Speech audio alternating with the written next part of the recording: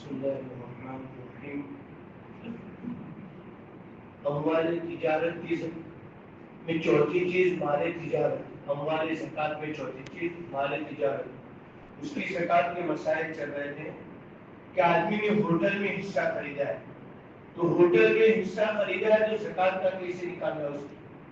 تو ہوٹل اگر ذاتی ہے, گڈ ول کی ذاتی, تو اس میں تین چیزوں کی زکات نکلے گی. سب سے پہلی چیز خام مال, جو کچا مال ہوتا ہے, چاول پکانے کے بعد اس کا اثر رہتا ہے. جو چیزیں پکائی جائے اور اس کا اثر باقی رہے, چاول, گیہوں, آٹا اور بہت سی چیزیں, تو اس کچے مال پر جس بھاؤ سے لائے اس کی زکات نکالنی. نمبر ایک. دوسری چیزیں, کچھ چیزیں نفع کے ساتھ بیچی جاتی ہیں, بسکٹ ہے, بہت سے پیکٹ ہے, یہ تمام چیزوں کو پکڑنا ہے اس کو نفع کے ساتھ. اور تیسری چیز ہے کہ جو بیلنس پڑا ہوا پیسہ, اس کو نفع, اس کو پکڑا جائے گا. تین چیزیں. ایک تو کیا ہے, کچا مال جس کا اثر باقی رہے, جس کا اثر پکانے کے بعد باقی نہیں رہتا, جیسے شکر ہے, نمک ہے, اس کی زکات نہیں آئے گی. دوسری چیز کیا بتائے کہ دوسری چیز ہے جو چیزیں ایسی ہے جس پر نفع کمایا جاتا ہے, بسکٹ وغیرہ جو اسٹاک ہوتا ہے. اور تیسری چیز جو ہے وہ پیسہ جتنا بھی بیلنس ہو اس کی زکات نکالنی ہے. بعض مرتبہ ایسا ہوتا ہے کہ ہر مہینے 1,50,000 مصارف ورکنگ جو ہوتا ہے نکالتا رہتا ہے سائڈ میں, تاکہ کوئی بڑا کام آئے تو اس وقت کام آئے, لیکن ابھی تک خرچ نہیں ہوا ہے. تو زکات کا جتنی حصہ ہوگا اس کی بھی زکات نکالنی پڑے گی, اس کی بھی زکات نکالنی پڑے گی. اب اس کے اندر جیسے 1,00,000 کا میں نے حصہ خریدا, اب 1,00,000 میں سے 50,000 کا تو دکان خریدی تو اس کے اندر خرچ ہو گیا فرنیچر وغیرہ. اب 50,000 کا جو ہے کچا مال لانے میں, اسے بیلنس میں, اسے کچھ اس سے اسٹاک لانے میں یہ استعمال ہو رہا ہے, تو مجھے زکات کتنے کی نکالنی ہے؟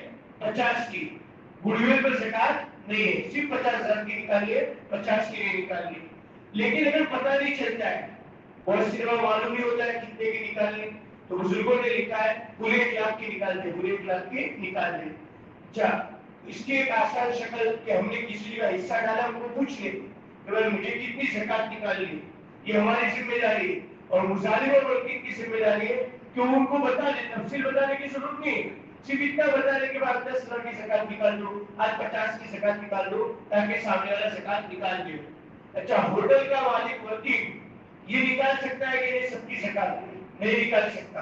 ایک ساتھ وہ اپنی طرف سے نکال دے گا, صحیح, یا تو اجازت لے لے, پرمیشن لے لے تمام پارٹنروں کی کہ بھائی ہم زکات نکال دیں گے.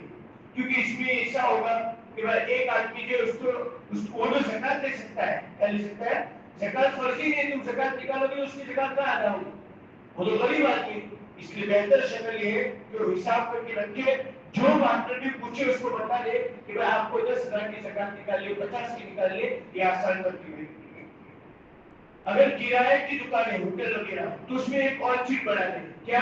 ڈپوزٹ. اکثر ہوٹلوں میں ڈپوزٹ ہوتا ہے, تو ڈپوزٹ کی بھی زکات نکالنی پڑے گی. سب کا ٹوٹل مانیں گے, ایک حصے کا جتنا بیٹھتا ہوگا اتنی زکات نکالنی. مرغی فارم پر زکات. دیکھو, مرغی فارم پر جو عمارت ہوتی ہے اس پر زکات نہیں, عمارت پر زکات نہیں. مرغی جو ہوتی ہے دو طرح کی ہوتی ہے. بعض مرتبہ مرغیوں سے مقصود جو ہوتا ہے انڈے مقصود ہوتے ہیں, مرغی کو بیچنا مقصود نہیں. تو مرغی جو ہے مشین کی طرح ہے, مرغیوں پر زکات نہیں آئے گی, انڈے کی جو انکم آئے گی اس پر زکات آئے گی. دوسری شکل یہ کہ مرغی کو بیچنا ہے, چوزے لاتا ہے اور اس کو بڑے کر کے بیچتا ہے. مقصد مرغیوں کو بیچنا ہے, تو مرغیاں مالی تجارت ہے. مرغیاں کیا ہے؟ مالی تجارت ہے. اس کی قیمت پر زکات ہوگی. ایک چوزا لایا 10 روپے میں اور آج اس کی قیمت ہے 20 روپیہ, تو 20 کے اعتبار سے نکالنی پڑے گی. مرغیوں کو کھلانے کے لیے جو خوراک ہوتا ہے اس پر زکات نہیں. اسی طریقے پر تبیلے کے مسائل, کہ تبیلے میں بھینسیں جو لائی جاتی ہے وہ بیچنے کے لیے نہیں لائی جاتی, دودھ کے لیے لائی جاتی ہے, لہٰذا اس کی قیمت پر زکات نہیں ہے, چاہے لاکھ روپے کی ہو, 1.5 لاکھ کی ہو. ہاں, اس کے دودھ کو جو بیچا اور اس کی جو انکم آئے گی اس پر زکات آئے گی. اسی طریقے پر جو ہے بھینسوں کو کھلانے کے لیے گھاس, دانا وغیرہ جتنا بھی لاکھوں روپے میں پڑا رہتا ہے اس پر بھی زکات نہیں ہے. خلاصہ یہ ہے کہ مالی تجارت پر زکات ہے, مالی تجارت کے علاوہ کسی پر زکات نہیں ہے. اللہ تبارک و تعالیٰ آسان فرمائے. ایک مختصر اعلان تھا.